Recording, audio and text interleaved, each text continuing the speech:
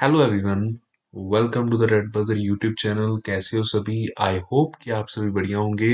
तो आज जो पेपर हम डिस्कस करने जा रहे हैं वो है सी टेट का फरवरी 2016 में जो हुआ पेपर वन, सीडीपी का सेक्शन, उसमें उसका हम पार्ट वन कवर करने जा रहे हैं।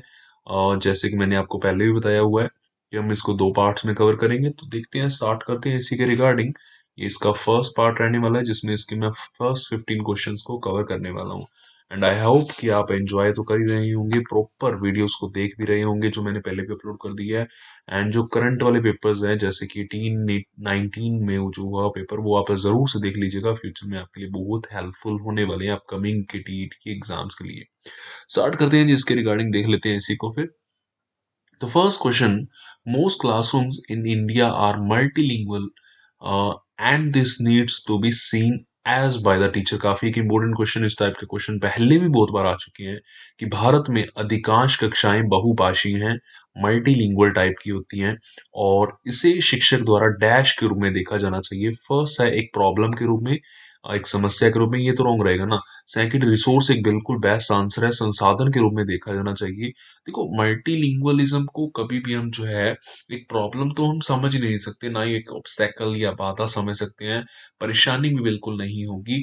तो वो बच्चों के लिए एक रिसोर्स हो सकता है और टीचर को भी उसी रिसोर्स के रूप में यूज करना होगा, ताकि बच्चे जो है ना, दूसरे बच्चे भी उससे कुछ ना कुछ सीखें। उस दूसरी लैंग्वेज से कुछ ना कुछ, उसकी जो भाषा है उससे उनको जरूर कुछ ना कुछ एक्वायर करने को मिल जाएगा। तो ये एक काफी एक बढ़िया पॉइंट, इस टाइप के क्वेश्चन जैसे मैंने आपको बताया था कि पहले भी ऑलरेडी आए हुए हैं। नेक्स्ट देखते हैं क्वेश्चन नंबर सेकंड को, इसी के रिगार्डिंग देखते हैं। Mistakes and errors made by students, शिक्षार्थियों द्वारा की गई गलतियां और जो त्रुटियां होती हैं, तो वो किस रूप से देखी जानी चाहिए। अभी यहाँ पे कुछ ऐसा पॉइंट अपने से पूछे जाने वाला है। तो देखते हैं, फर्स्ट ऑप्शन है कि शिक्षक और शिक्षार्थियों की असफलता के सूचक है, कि वो इंडिकेट करते हैं failure of the teacher and students की। नहीं, ये तो रॉन्ग रहेगा कि वो उनकी जो है असफलता को दर्शाते हैं, फेलियर को दर्शाते हैं, तो रॉन्ग है ये। सेकंड है, should be seen as opportunities to understand their thinking, उनके चिंतन को समझने के अवसर के रूप में देखी जानी चाहिए। ये ऑप्शन बिल्कुल एक राइट ऑप्शन हो सकती है। एक बार इसको साइड पे कर लेते हैं, बढ़ते हैं थर्ड ऑप्शन की ओर। Should be severely dealt with, कठोरता से निपटाई जानी चाहिए। नहीं, रोंग है, और इसको हम राइट नहीं ठहरा सकते। और लास्ट है यहाँ पे, are a wonderful opportunity to label children as weak और आउटस्टैंडिंग, बच्चों को कमजोर और उत्कृष्ट चिन्हित करने के अच्छे अवसर हैं। ये रोंग कर रहे हैं। देखो, आपने लेबल तो बच्चों को करना ही नहीं है ना। असेसमेंट वगैरह या जो कुछ भी इवेलुएट कर रहे हैं बच्चों को, आप कभी भी बच्चों को लेबल नहीं कर सकते। अगर आप लेबल कर रहे हैं ना, लेबल कर रहे हैं बच्चों को कि ये बच्चे कमजोर हैं, ये गिफ्टेड है, तो आप बहुत रोंग कर रहे हैं ऐसा करके। तो वो एक बिल्कुल एक रोंग आंसर रहेगा फिर। तो option number second is the best answer, ठीक है। बढ़ते हैं थर्ड क्वेश्चन की ओर। Dash views children as active builders of knowledge and little scientist who construct and their theories of, their own theories of the world. Dash के विचार से बच्चे सक्रिय ज्ञान के निर्माता होते हैं और नन्हे वैज्ञानिक। अभी इसी को पढ़ के आपको पता लग गया होगा कि एक्टिव बिल्डर्स ऑफ नॉलेज किसने बोला हुआ है, और लिटिल साइंटिस्ट जो खुद कंस्ट्रक्ट कर सकते हैं अपनी जो है अपने संसार के बारे में अपने सिद्धांतों की रचना करते हैं। तो ये विचार था जीन पियाजे का। जीन पियाजे एक बिल्कुल एक रेडिकल कंस्ट्रक्टिविस्ट हैं, और उसी बेसिस पे हम जो है इस बात को भी डिस्कस कर लिया करते हैं। पहले भी हमने काफी बार डिस्कशन की है इस पॉइंट पे। बढ़ते हैं नेक्स्ट पॉइंट की ओर। वैसे भी लिटिल साइंटिस्ट मानते हैं मीन्स एक छोटे, एक नन्हे वैज्ञानिक, मीन्स वो बच्चे खुद खोज करके सीख सकते हैं और खुद ज्ञान कंस्ट्रक्ट कर सकते हैं। और बिल्कुल इसी प्रकार से इन्होंने ये बच्चों को नन्हे वैज्ञानिक, लिटिल साइंटिस्ट की उपाधि भी दी हुई थी। बढ़ते हैं नेक्स्ट क्वेश्चन की ओर। फोर्थ क्वेश्चन आप की स्क्रीन पे। चाइल्ड सेंटर्ड पेडागोजी मींस, बाल केंद्रित शिक्षा जो है शास्त्र का अर्थ क्या है। अभी इसी के बेसिस पे आपने आंसर करना है। कौन सी ऑप्शन जो है यहाँ पे एक बेस्ट ऑप्शन होने वाली है, देखते हैं इसी के रिगार्डिंग। फर्स्ट है, asking the children to follow and imitate the teacher, कि बच्चों को शिक्षक का अनुगमन और अनुकरण करने के लिए जो है कहना चाहिए। और नहीं, ऐसा कोई भी चाइल्ड सेंटर्ड पेडागोजी का मीनिंग नहीं है, ये तो रोंग है जी।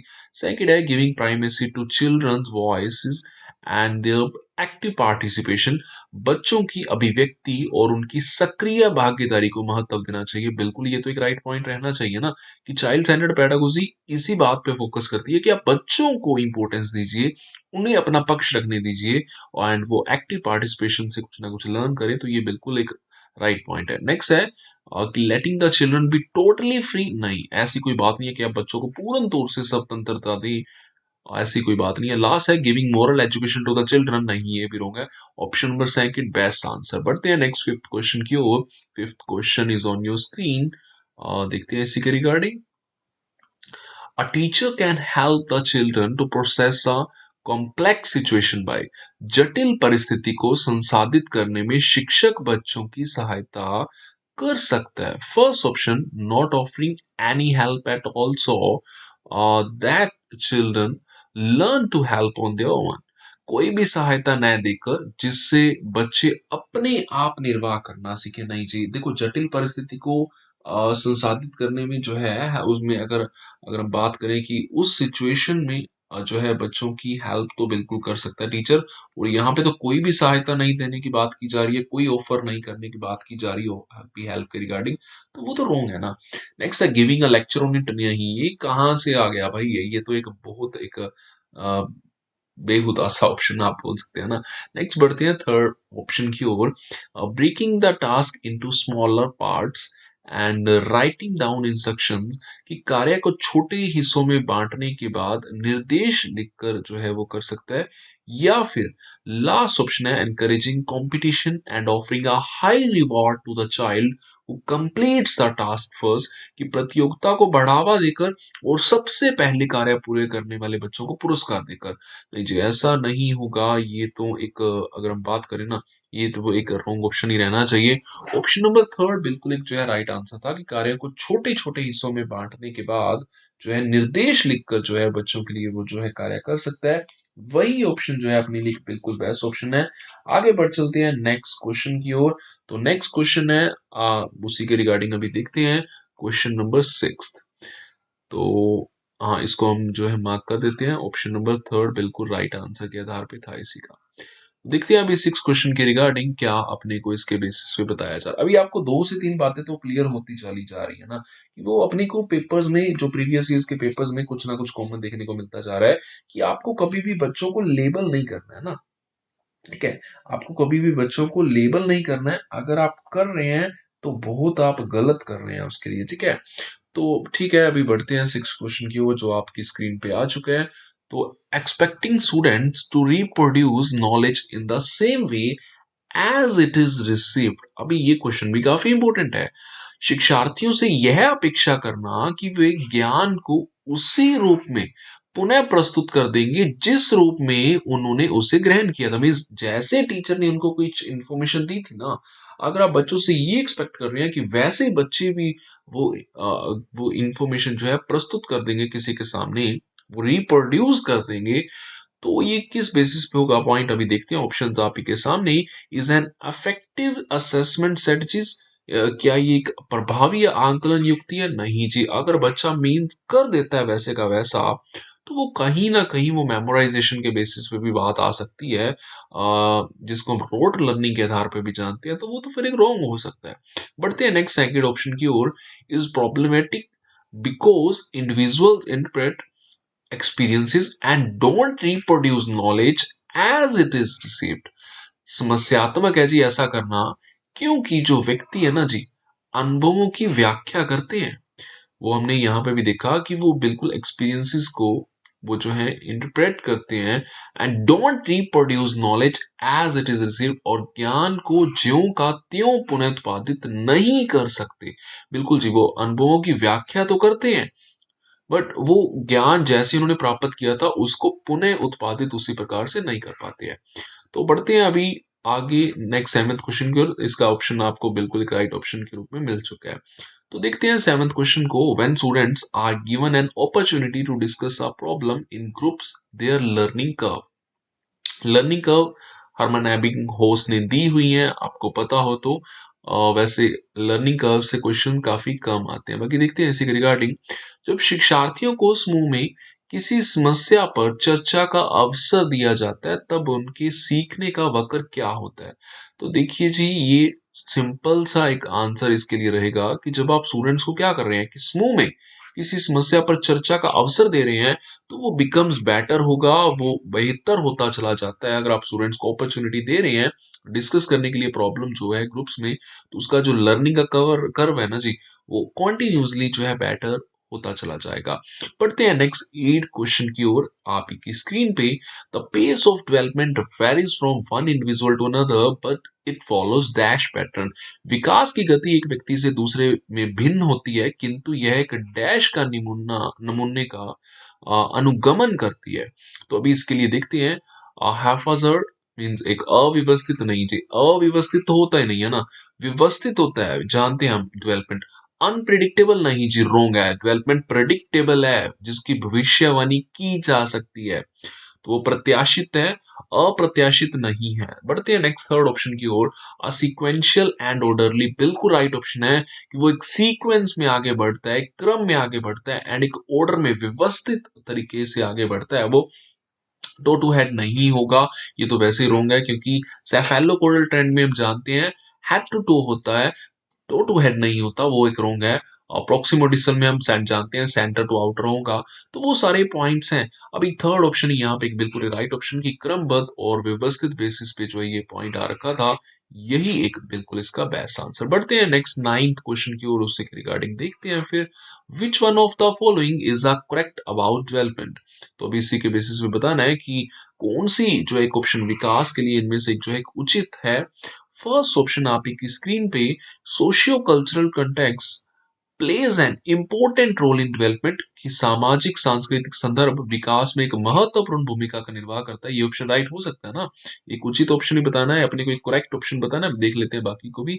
नेक्स्ट है डेवलपमेंट इज अनडायमेंशनल, की विकास एकल आयामी है नहीं जी, एक आयाम में तो नहीं होता, एक ही डायमेंशन में तो नहीं होता, यूनिडायमेंशनल तो नहीं है, मल्टी डायमेंशनल है डेवलपमेंट। इसमें कोई विकास का एक ही पक्ष शामिल नहीं होता, भिन्न भिन्न पक्ष इसमें जो है विकास के शामिल होते हैं। नेक्स्ट है कि डेवलपमेंट इज डिस्क्रीट, कि विकास जो है ना वो पृथक होता है नहीं जी, कोई एक ही की बात नहीं होती इसमें कि ये अलग होता है, तो नहीं, ये ऐसा कुछ भी नहीं है, पृथक होता है, तो नहीं, ये भी wrong होगा। नेक्स्ट है development begins and ends at birth, नहीं जी, ये तो वैसे ही wrong हो गया।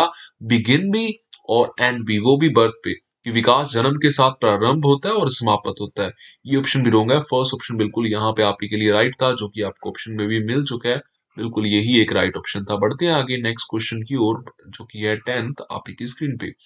Why do individuals differ from one another? व्यक्तियों में एक दूसरे से भिन्नता क्यों होती है? फर्स्ट है due to the inborn characteristics, कि जन्मजात विशेषताओं के कारण होता है वो सब, या फिर सेकंड है कि due to the interplay between heredity and environment, या फिर अगर हम बात करें जो नेक्स्ट अपने को बताया जा रहा है, हाँ बिल्कुल देखते हैं नेक्स्ट जो है, because each individual has received a different gene set from his और हर पेरेंट्स, और लास्ट है because of the impact of the environment.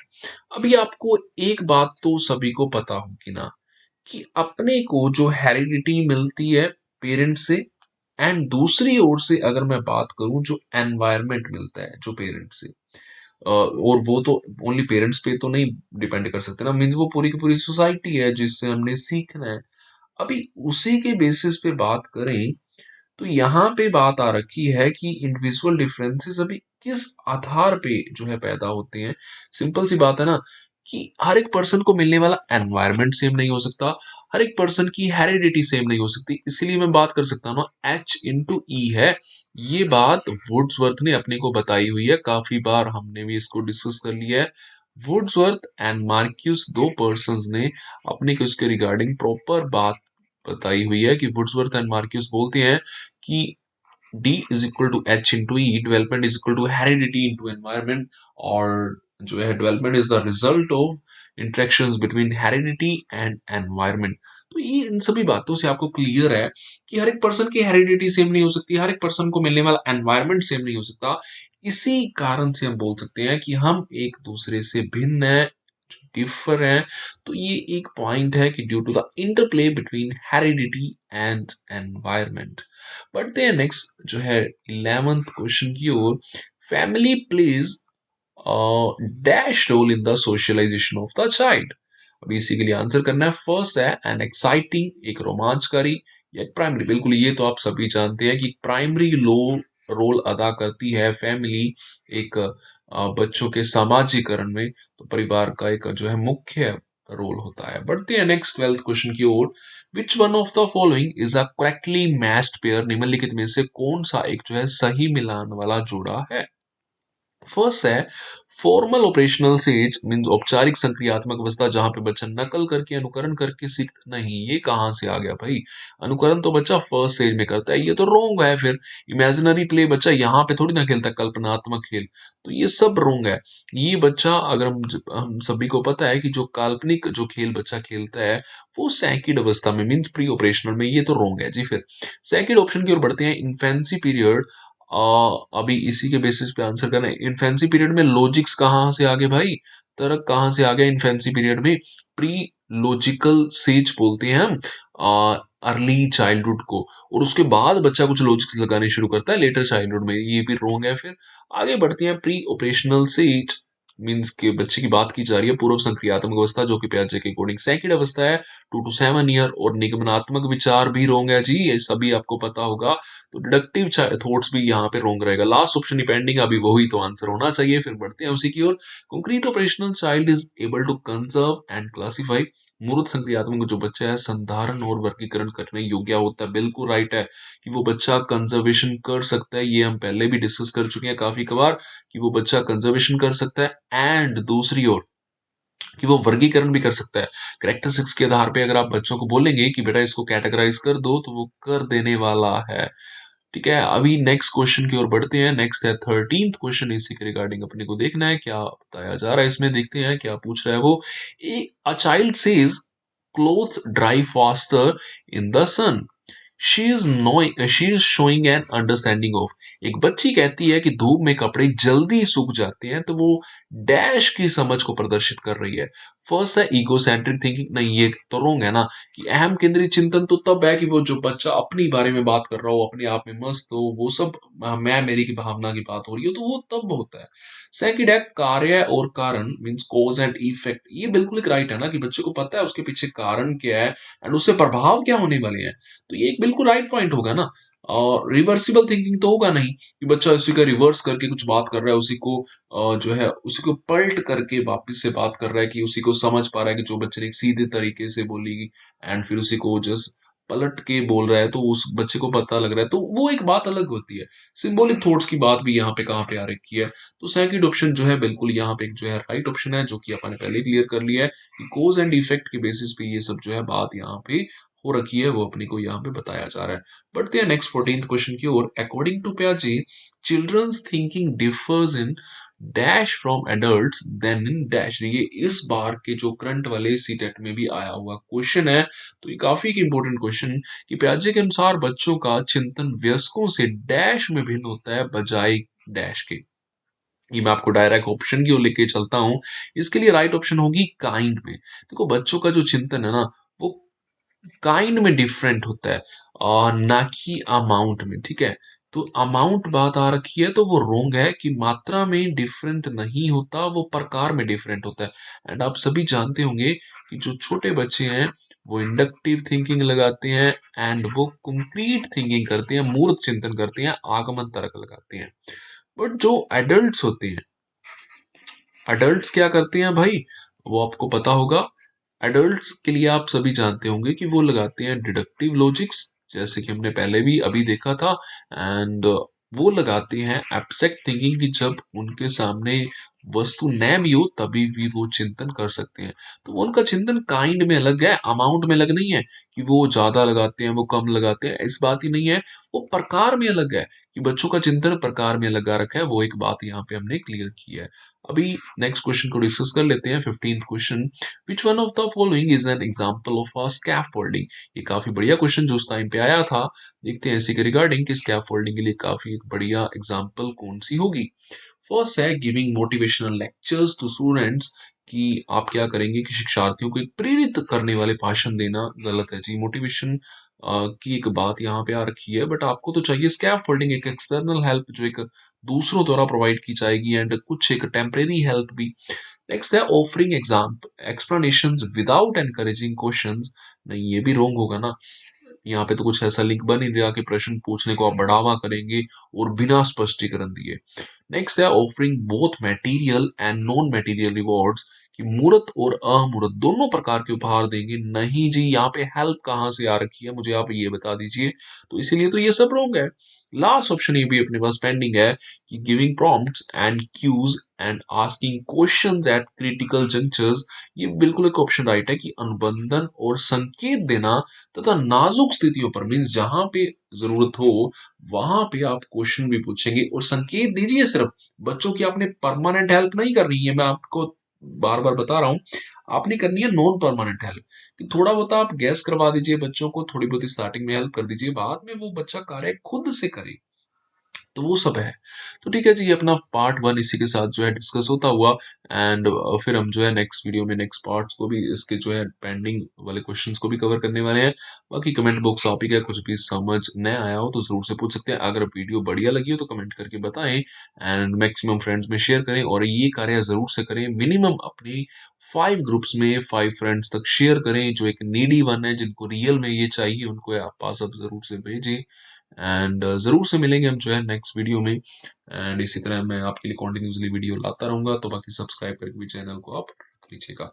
तब तक के लिए बाय बाय, मिलते हैं नेक्स्ट वीडियो।